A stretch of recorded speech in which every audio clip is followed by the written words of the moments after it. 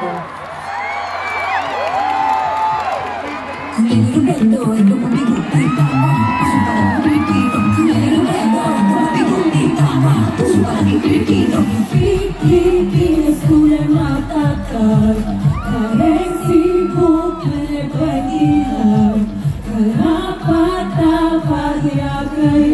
Ang ating susunod na presidente, si Leni Robredo!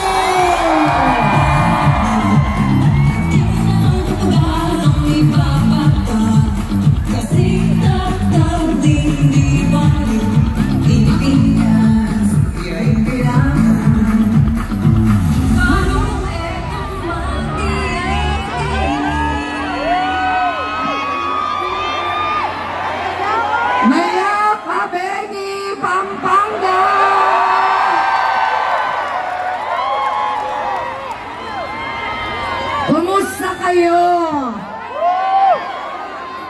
Alam nyo, dumating kami dito sa San Fernando kaninang tanghali.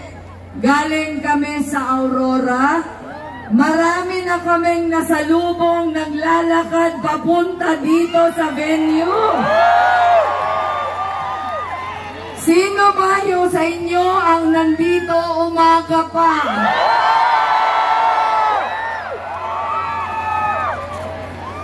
Sabi nyo kanina, hindi naman kayo bayad. Nakatayo kayo kanina pa? Napakainit? Malamang gutom na kayo? Pero bakit kayo nagsasakripisyong ganito?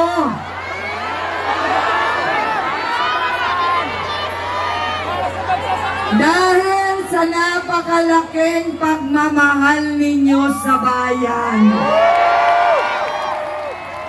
Naiintindihan nyo na ang eleksyon na ito hindi lang pagpili ng type nyong kandidato.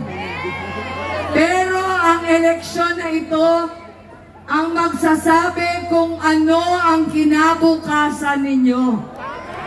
Ang eleksyon na to ang magsasabi, anong klaseng pamahalaan magkakaroon tayo sa susunod na 6 na taon?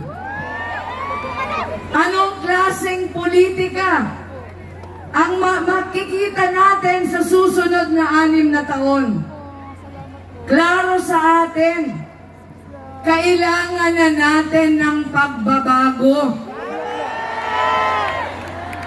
Pagbabago na hindi manggagaling sa mga politiko, pero pagbabago na magmumula sa puso at isipan ng bawat Pilipino. Ang tunay na lakas hindi manggagaling sa aming mga politiko. Ang tunay na lakas hindi manggagaling sa pera o makinarya. Pero ang tunay na lakas, magmumula sa nagkakaisang taong bayan. At ngayong gabi, pinakita ng Pampanga.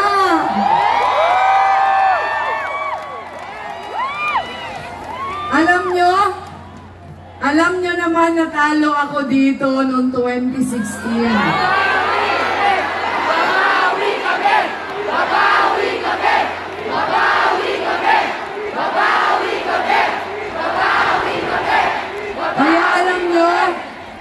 Kaya alam nyo, hindi ko man lang panaginip o pangarap na tatayo ako dito sa entablado na ganito kadami ang tao. Pinaparamdam nyo sa amin na hindi nyo lang ako mahal, pero talagang napakalaki ng pagmamahal nyo sa taong bayan. At talaga namang pinapabilib kami ng Pampanga. 2 gabi na nakakaraan, nakikita na namin sa social media ang pagod na ginagawa ninyo para sa rally na ito. Hindi ko pa nga ngayon nakikita ngayong gabi yung napakagandang entrance ninyo na parang kasalan. Nandun ba yun? At yung ating mga giant paron, nandun. Nakita ko din kanina, napakaraming may dalan ng pagkain na sinishare sa iba.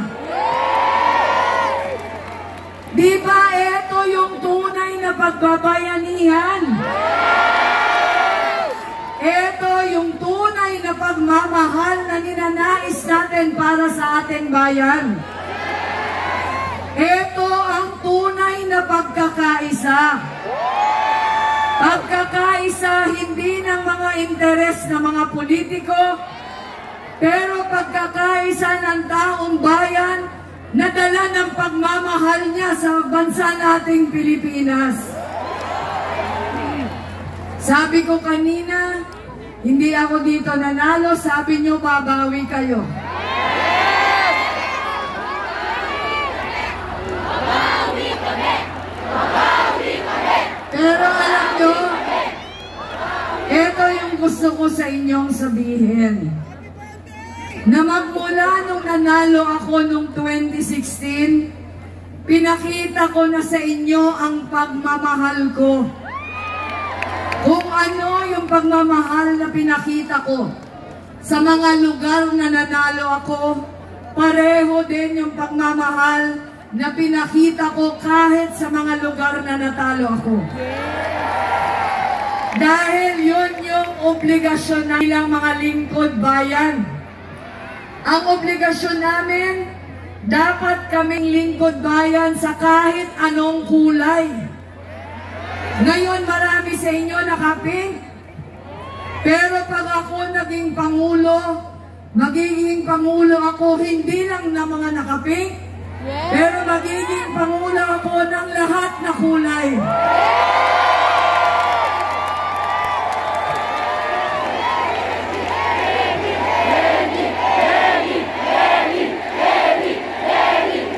Ang ating pong paniniwala, pagtapos na ang eleksyon, dapat tapos na din ang politika.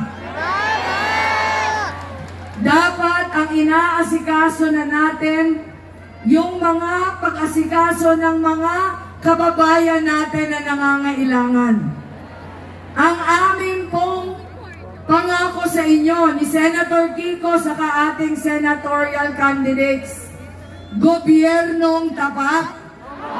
Buhay lahat! Para umangat ang buhay ng lahat. Ano po ang gustong sabihin ng gobyernong tapat? Pinapangako po namin sa inyo na yung mga lingkod bayan na pipiliin natin at kami mismo, magiging matitino at mahuhusay na lingkod bayan.